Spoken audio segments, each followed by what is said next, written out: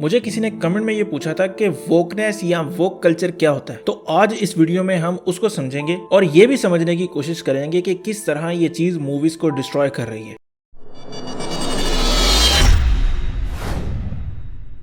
अगर हम आसान अल्फाज में वोक की डेफिनेशन करें तो उसके लिए आपको दो चीजों का पता होना जरूरी है। एक तो लिबरल्स क्या होते हैं और दूसरा कि कंजर्वेटिव्स क्या होते हैं। पहले बात कर लेते हैं कंजर्वेटिव्स लोगों की। इनको राइट विंग के लोग भी कहा जाता है। ये वो लोग होते हैं जो अपनी कल्चरल वैल्यूज को सबसे ऊपर रखते हैं। वो चाहे सही हैं गलत हैं इससे उनको फर्क नहीं पड़ता। उनके लिए उनकी प्रायोरिटी उनका कल्चर है, या जिसे हम आम जुबान में कहते हैं ना, पुराने ख्यालात के लोग। इसकी सबसे बड़ी मिसाल हमने बॉलीवुड की मूवीज में आलोकनाथ वाले बाबूजी को देखा है, जो कि कंजर्वेटिव हैं और राइट विंग के बंदे हैं। फिर आते हैं लिबरल्स या लेफ्ट विंग के लोग, जो कि अपने आप को बहुत ओपन माइंडेड मानते हैं। हर तरह की मूवमेंट के हक में होते हैं वो, चाहे उस मूवमेंट का कोई भी एजेंडा हो, कितना ही वाहियात क्यों ना हो, तो उन्होंने अपना झंडा लेके उन मूवमेंट्स के पीछे खड़े हो जाना है। अब अगर ये दो चीजें आपको क्लियर हैं तो आते हैं वोक की डेफिनेशन पे। वोक उन लिबरल्स लोगों को कहा जाता है जो माइनॉरिटीज के हक के लिए आवाज उठाते हैं। जैसे अमेरिका में मैक्सिकन्स या मुस्लिम्स या हिंदूज माइनॉरिटीज में हैं, तो उनके हक के लिए अगर कोई आवाज उठाए तो उसे वोक कहेंगे। आप यकीन ये सोच रहे होंगे कि ये तो अच्छी बात है ना, तो माइनॉरिटीज के लिए कोई आवाज उठा रहा है तो फिर इसको बुरा क्यों समझा जाता है। तो प्रॉब्लम यहीं से स्टार्ट होती है कि ये जो लिबरल्स माइनॉरिटीज के लिए, औरतों के लिए आवाज तो उठा रहे हैं, ये खुद को वोक नहीं कहते, बल्कि वो लोग जो कंजर्वेटिव्स हैं उनको ऐसा लगता है कि ये लोग भावनाओं में बह गए हैं और उनको हकूक देने के चक्कर में जो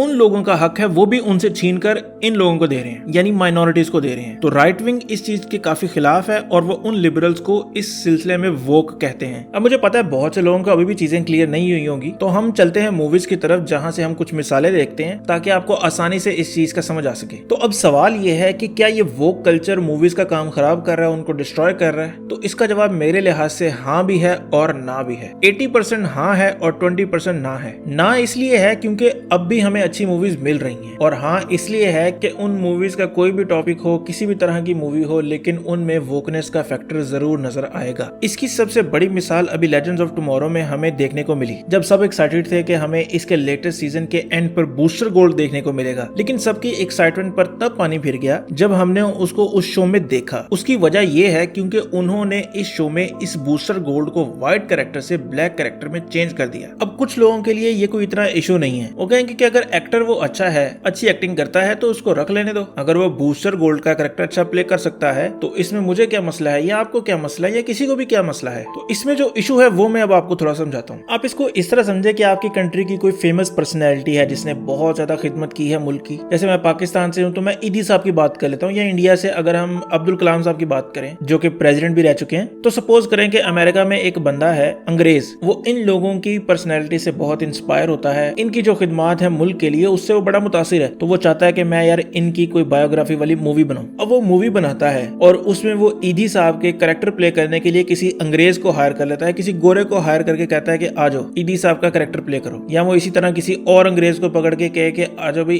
अब्दुल कलाम साहब का जो कैरेक्टर है वो करो। तो ये सुन के आपको कैसा लगेगा, या आपके मुल्क में जितने भी लोग रहते हैं उनको ये खबर सुन के कैसा लगेगा, वो आप खुद समझ सकते हैं। इसी तरह अगर एक व्हाइट कैरेक्टर है और उसकी कोई मूवी आ रही है तो उसकी जगह किसी एशियन को, किसी ब्लैक एक्टर को कास्ट कर लिया जाए, या इससे भी ऊपर उस कैरेक्टर का जेंडर ही चेंज कर दिया जाए, उसको मर्द से औरत बना दिया जाए, या LGBTQ में चेंज कर दिया जाए, तो इससे उन लोगों की भी वही फीलिंग होगी जिस तरह हमारी थोड़ी देर पहले थी। अब ये सिचुएशन 100 में से एक बार होना तो चलो समझ आता है। जैसे पाकिस्तान में भी जिना मूवी है, उसमें क्रिस्टोफर ली ने जिना का कैरेक्टर किया था। इसी तरह जो गांधी मूवी है उसमें बेन किंग्सली ने गांधी का कैरेक्टर किया था। लेकिन ये उन 100 में से एक सिचुएशन है। लेकिन अगर यही चीज रूटीन में होती रहे, हर इन फेमस पर्सनैलिटी को आप इस तरह करें कि एक अंग्रेज डाल दें उसको प्ले करने के लिए, तो वो आप बार बार नहीं बर्दाश्त करेंगे। आप एक दफा कर लेंगे लेकिन रोज रोज ये चीज नहीं होगी। लेकिन व्हाइट कैरेक्टर्स के साथ ये मुसलसल होता आ रहा है, तो इसलिए उस राइट विंग में बहुत ज्यादा गुस्सा भी पाया जाता है इस चीज को लेकर। जैसे अभी हमने बैटमैन में देखा कि जिम गॉर्डन को व्हाइट से ब्लैक कर दिया गया, सेलिना कायल यानी कि कैटवुमन के कैरेक्टर को व्हाइट से ब्लैक कर दिया गया, अभी बूस्टर गोल्ड को व्हाइट से ब्लैक कर दिया गया। और ये सिर्फ चंद एक मिसालें हैं, इन मिसालों से भरी पड़ी है हॉलीवुड इंडस्ट्री। अच्छा, अगर इसके ऑपोजिट हो तो बहुत मसला क्रिएट हो जाएगा, यानी कि वो किसी ब्लैक कैरेक्टर को व्हाइट में कर दे तो हर तरफ जो है वो प्रोटेस्ट शुरू हो जाएंगे, एहतजाज हो रहे होंगे, लोग पुतले जला रहे होंगे। जैसे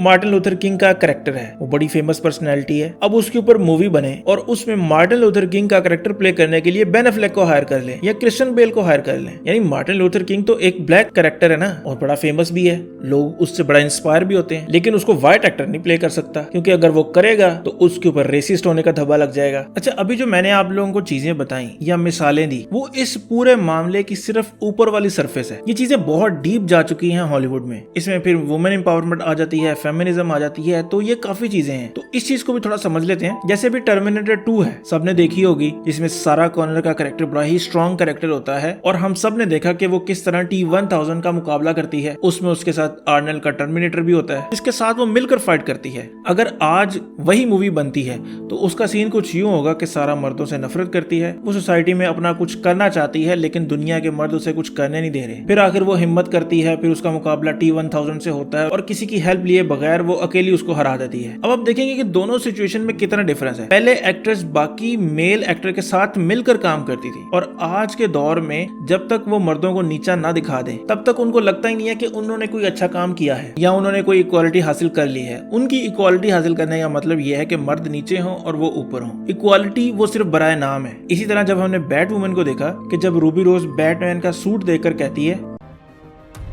I need you to fix his suit. The suit is literal perfection.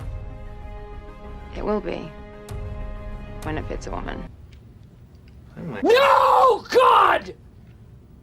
No, God, please, no! No! No! No!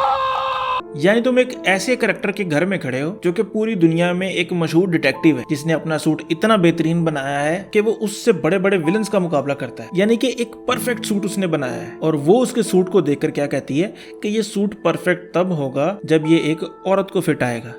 ओ भाई, मारो मुझे, मारो मारो मुझे, मारो मारो।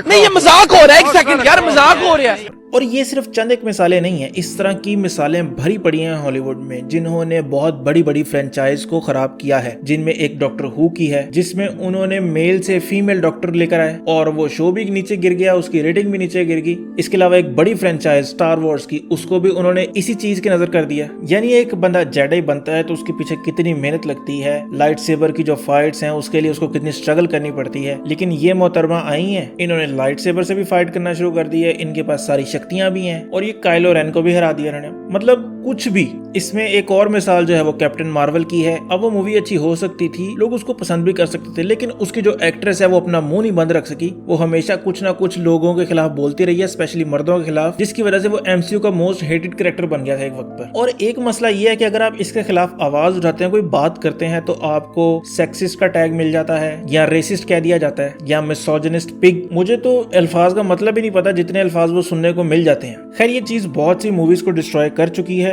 आगे भी करेगी, लेकिन उम्मीद करते हैं कि ये सुपर हीरो मूवी से थोड़ा सा दूर रहे, ताकि जो चीज हम एंजॉय करते हैं एटलीस्ट उसमें हमें इस तरह की चीजें ना देखने को मिले। बाकी उम्मीद है कि मैं काफी चीजें क्लियर कर चुका हूँ। अगर आपको अभी भी कोई चीज समझनी है तो वो आप लोग कमेंट करके बताएं, और अगर आपको ये वीडियो पसंद आई है तो वीडियो को लाइक करें, कमेंट करें और सब्सक्राइब जरूर करें। तो खुश रहें, खुश रखें। अल्लाह हाफिज।